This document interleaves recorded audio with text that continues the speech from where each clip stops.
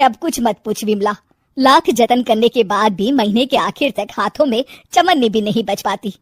कभी अपने लिए कोई छोटी सी भी चीज लेनी हो तो 10 बार सोचना पड़ता है। तू सही कहती है, आमदनी तो बढ़ती नहीं, लेकिन दूसरी तरफ महंगाई दिन ब दिन बढ़ती ही जा रही है। राशन वाले का बिल, दूध वाले का उधार। अरे तुम औरतें बस इसी तरह जिंदगी भर रोती रहोगी। खुद के पैरों पे खड़े होने की सोचो, तब तुम्हें पैसों के लिए किसी का मुंह नहीं देखना पड़ेगा। अरे तू इतनी बड़ी बड़ी बातें कर रही है, तू ही बता दे हम क्या करें। हम औरतें चाहे तो कोई छोटा मोटा व्यापार कर सकती हैं, जैसे कि साड़ी बेचने का। सुधा की बातें सुन सब औरतें हंस पड़ती हैं।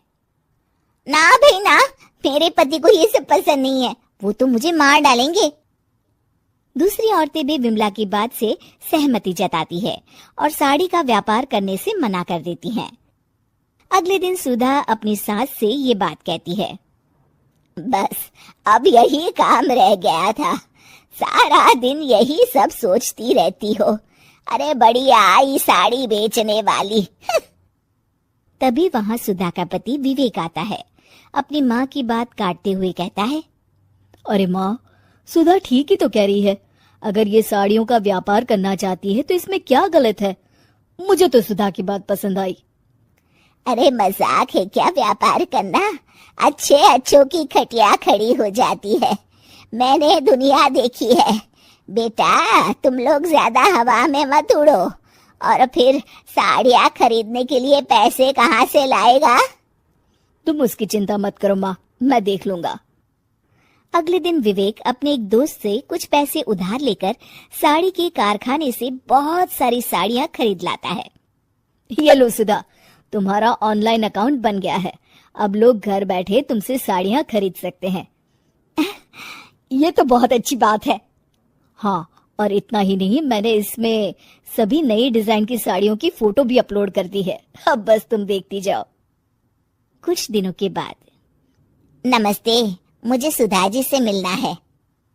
ओहो, तू कौन है और मेरी बहू से तुझे क्या काम है। माँ जी, मैं सुधा जी से साड़ियाँ खरीदने आया हूँ।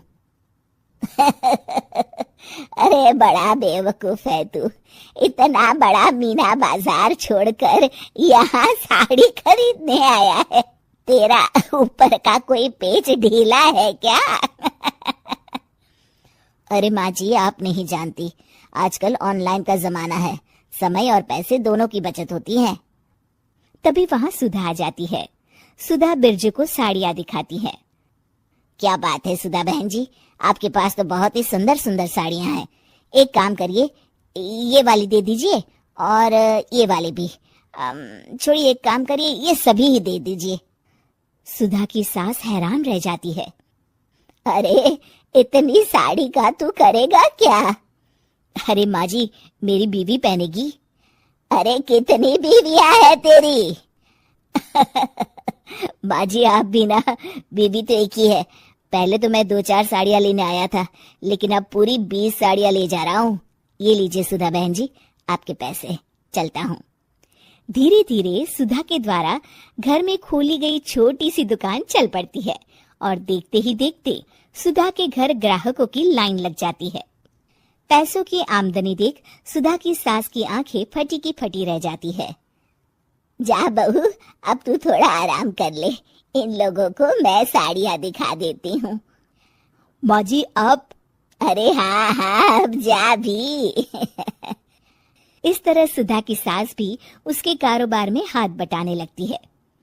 देखो सुधा, तुम्हारा व्यापार तो चल पड़ा। पिछले कुछ महीनों में इतनी कमाई हुई है कि तुम्हें यकीन नहीं होगा। सच?